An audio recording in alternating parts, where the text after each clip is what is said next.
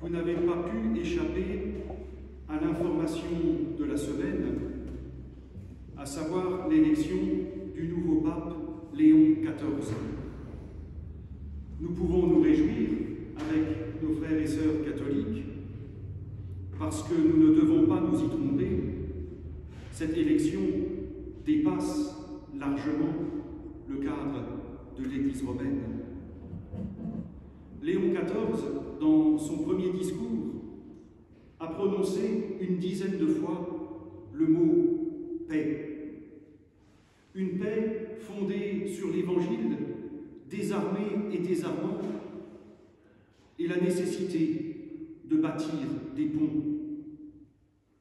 Vous savez d'ailleurs que le pape a le titre, hérité des empereurs romains, de souverain pontife. Or, un pontife, c'est quelqu'un qui construit des ponts. Et nous sommes rejoints ce matin par cet extrait du livre des Proverbes qui glorifie la sagesse. Une sagesse engendrée par Dieu et qui trouve son délice parmi les humains. Une sagesse, nous l'avons entendu, liée à la création. Quand il a fermé les cieux, moi j'étais là. Quand il grava un cercle face à l'abîme, quand il condensa les masses nuageuses en haut, et quand les sources de l'abîme montraient leur violence, quand il traça les fondements de la terre, je fus maître d'œuvre à ses côtés. La sagesse biblique est liée à la création, et elle est tout sauf passive.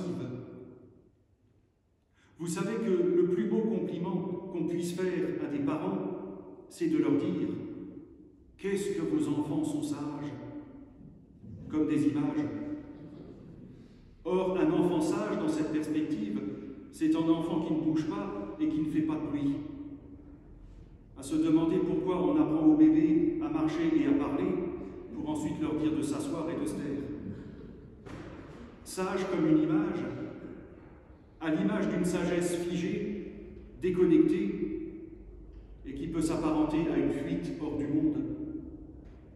Ce n'est pas la sagesse biblique. Le livre des Proverbes nous le rappelle, elle est liée à la création et trouve son délice parmi les humains. Ce qui veut dire que cette sagesse n'a rien de passif ou de déconnecté. Ce dimanche jubilaté, 3e après Pâques, réfléchit à cette question de la création. Or, la création biblique, ce n'est pas la croyance que Dieu aurait bricolé le monde qui nous entoure, en dépit des affirmations scientifiques. La création est une dynamique dans laquelle, et c'est ce que dit le premier chapitre de la Genèse, en distinguant et en nommant les choses, Dieu met de l'ordre dans le chaos pour permettre la vie. La sagesse, qui est une forme de la foi, c'est de comprendre que nous sommes toujours menacés par les forces du chaos, quelle que soit la forme qu'elles puissent prendre, mais que Dieu nous aide à y mettre de l'ordre pour permettre la vie. Ce qui implique l'espérance de Pâques, qui dit que du chaos, la vie peut naître et triompher.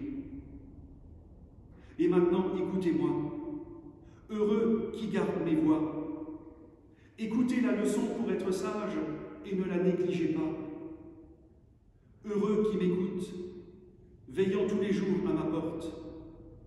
Qui me trouve à trouver la vie. Vous aurez noté ce mot « heureux » qui revient 2 fois dans notre texte. Il nous renvoie bien sûr aux béatitudes de l'Évangile, mais ce mot « heureux » en hébreu vient d'un verbe qui veut dire « marcher ». La sagesse et la foi avec elle mettent en marche. Elle nous oblige au déplacement. Cette sagesse nous rend conscients du chaos, mais nous appelle à être, à sa suite, maître d'œuvre aux côtés de Dieu. Je pourrais aussi dire pontife auprès de Dieu. que chaque protestant est pape avec sa Bible. Plus sérieusement, notre monde est chaos. Et je ne sais pas s'il faut l'écrire C-H-A-O-S ou K-O. Mais la sagesse biblique nous dit que le Dieu que nous confessons comme tout-puissant, créateur du ciel et de la terre, est maître du chaos dans lequel il met de l'ordre pour permettre la vie. La sagesse nous engage et nous oblige à mettre les mains dans ce chaos pour à notre tour être maître d'œuvre, distinguer, nommer, trier, veiller pour trouver la vie. Et notre texte a raison d'ajouter que qui offense la sagesse se blesse lui-même et que qui haït la sagesse aime la mort. Aujourd'hui, nous sommes appelés à être constructeurs, maîtres d'œuvre, architectes d'un monde à venir, un monde où rien n'est écrit, inéluctable, inévitable ou définitif. Nous avons commémoré, il y a quelques jours, les 80 ans de la fin de la Seconde Guerre mondiale. À cette occasion, l'UEPAL a publié, avec 2 responsables d'église allemandes, un message pour la paix qui rappelle le travail de réconciliation franco-allemand. L'une de ces responsables témoigne que dans l'après-guerre, son père, qui était enfant, a pu constater que les Français étaient des personnes comme les autres et qu'ils avaient des cheveux sous le casque.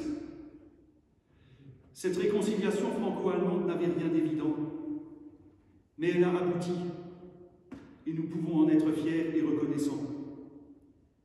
Si Français et Allemands ont réussi, nous devons à nouveau être pontifs et montrer que si l'Europe s'est bâtie sur la réconciliation, Palestiniens et Israéliens, Russes et Ukrainiens, Pakistanais et Indiens peuvent aussi vivre en paix, une paix fondée sur une parole créatrice.